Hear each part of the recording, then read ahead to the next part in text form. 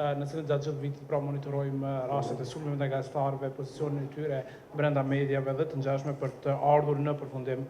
pra se në çfarë niveli respektohet liria e medias dhe si është siguria e gazetarëve në secilin vend dhe në pjesën e dytë pra për herë të parë një raport monitorimi për periudhat prill-qershor të vitit 2025 për gjuhën e urrejtjes në mediat e Kosovës, raportimet në mediat në gjuhën shqipe dhe në gjuhën serbe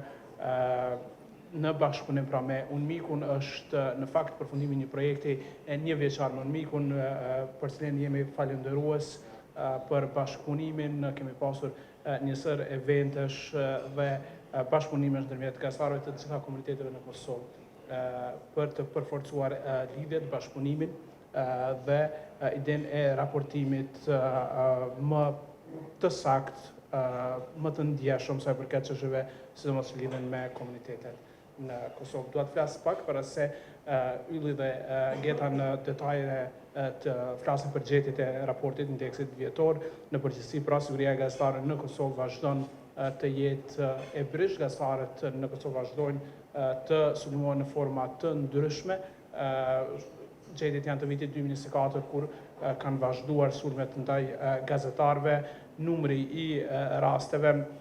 ka vazhduar të rritet nga viti në vit. Ndërhyrjet ndaj punës së gazetarëve janë të ndryshme, si dim në vitin 2024 ka ndodhur sulmi më i madh në kuptim legjislativ me miratimin në Kuvendin e Kosovës në korrekt të vitit të kaluar të ligjit për Komisionin e Pavarur të Mediave, të cilin gjykata kushtetuese e ka hedhur poshtë, por presionet e formave të ndryshme të sulmeve ndaj gazetarëve kanë vazhduar edhe në fund të vitit 2024 dhe në fillim të vitit 2025, sidomos në kohën e fushatës së zgjedhore, gazetarët kanë qenë caki intimidimeve nga aktorë të ndryshëm, kryesisht nga partia politike në pushtet vendosje e qeverisë së kaluar. Gjithashtu ka pasur vështirësi edhe sa i përket sigurisë financiare, kohëve të fundit të mediave në Kosovë, sidomos atyre në gjuhët e komuniteteve tjera jo shqipe për shkak të ndalesave të fondeve. Gjithsesi është angazhimi i përhershëm i AGK-s për të qëndruar pranë gazetarëve në forma të ndryshme për t'i ndihmuar edhe në aspektin ligjor, sa herë që ata kanë nevojë dhe probleme edhe brenda redaksive, por edhe në raport me aktorë të jashtëm pra që dërgojnë padijose të ngjashme. Ky raport, ashtu si edhe raportet e viteve tjera, ka treguar që gazetaria në Kosovë nuk ka mungesë një kornizë ligjore. Korniza ligjore plotson standardet ndërkombëtare, duke filluar prej asaj që të drejtën e shprehjes dhe lirinë e mediave kemi të drejtë që garanton Kushtetuta e Republikës Kosovës përmes zbatimit të drejtë për drejtë të Konventës për të drejtat e njeriut. E gjithashtu, gjykatat tona sot në çdo rast kur kemi raste të cilat bën padi për shpifje apo fyrje, e zbatojnë drejt për drejt edhe vendimet e gjykatës evropiane për të drejtat e njeriut, kështu që kjo garanton që gazetaria në Kosovë të ketë një kornizë solide, përkatësisht të bazuar në standardet ndërkombëtare. Ajo që është identifikuar në këtë raport, sikurse edhe në raportet e kaluara, është mungesa e zbatimit të kësaj kornize ligjore, ndonjëherë me vonesa, ndonjëherë edhe në mënyrë selektive. Ato që tha dhe Gjema, ky vit i kaluar ka karakterizuar dhe me një tendencë të qeverisë për të ndikuar në mediat në Kosovë, fillimisht përmes aprovimit të ligjit të ri për Komisionin e Pavarur për Media, i cili tentonte që të bënte licencimin e mediave që ofronin mediave online, që ofronin domethënë video apo që pasqyronin video në mediat online. Gjithashtu kishte tendencë që të kontrollonte edhe anëtarët të cilët anëtarët e Komisionit të Pavarur për Media përmes një mundësie të lehtë të shkarkimit të tyre. Kjo është identifikuar edhe nga AGK dhe nga organizata e shoqërisë civile, kishte një reagim të ashpër për vitin e kaluar dhe gjithashtu kjo ligji domethënë shkoi edhe në gjykatën kushtetuese për ta testuar filtrin e gjykatës kushtetuese lidhur me kushtetueshmërinë e këtij ligji. E mira që ky ligj nuk e ka lënë filtrin e gjykatës kushtetuese dhe i njëjti faktikisht u anulua nga gjykata kushtetuese. Tendenca tjetër për ta kontrolluar ishte edhe përmes anëtarëve të Komisionit të Pavarur për Media, që disa prej tyre botërisht dolen që ishin edhe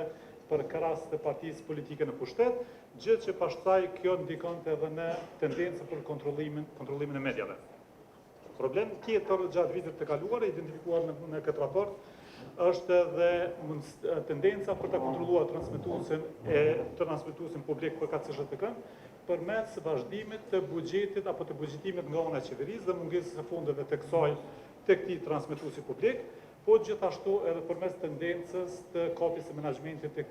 këtij televizioni. Fillimisht kishim disa dorëheqje vitin e kaluar nga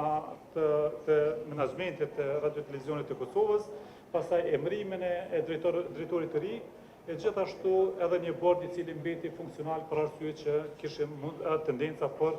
të njëjtën për ta instrumentalizuar nga partija në pushtet.